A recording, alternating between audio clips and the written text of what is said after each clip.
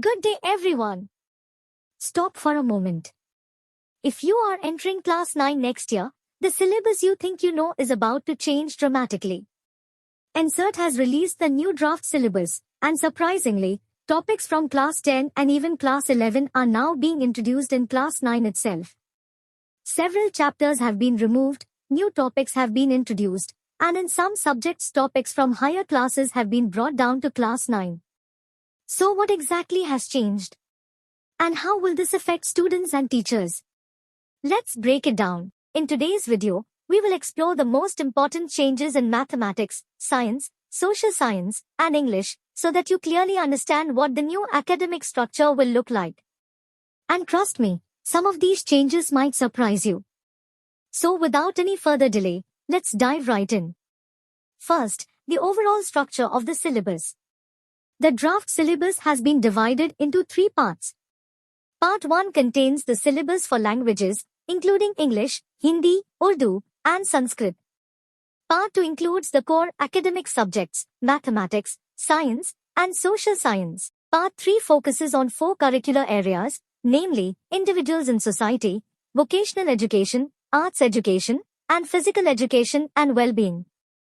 This clearly shows that the new curriculum aims to promote holistic development along with academic learning. Now let us talk about mathematics, where the changes are quite noticeable. The total number of chapters has increased to 15, compared to 12 chapters earlier. Some chapters have been restructured, while others have been introduced for the first time. For example, the chapter Polynomials, which earlier existed as a single unit, has now been divided into 2 separate chapters. More interestingly, some topics from class 10 mathematics have now been introduced in class 9. These include arithmetic progressions, areas related to circles, and pair of linear equations in 2 variables. Even the concept of geometric progression, which is normally taught in class 11, has been introduced at this level. Another important reform is the 2-level assessment system in mathematics. There will be a proficiency level, which will be compulsory for all students, and an advanced level, which will be optional for those who want to attempt more challenging questions. Now let us move to science. The total number of chapters has been reduced from 12 to 11, but the subject has been reorganized in a more integrated manner.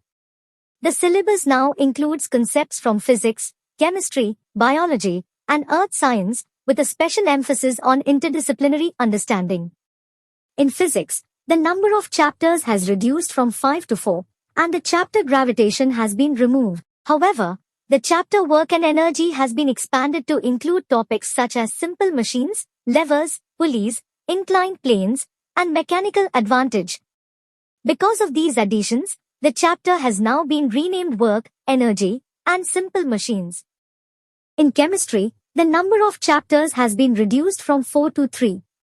The well-known chapter Matter in Our Surroundings has been removed from the class 9 syllabus.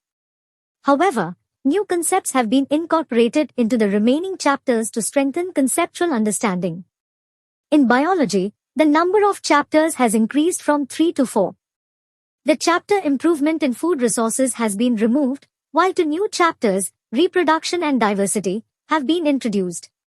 Additionally, chapters such as Cell and Tissues now include expanded content and additional topics. Overall, the focus in science is shifting toward application-based learning and conceptual clarity.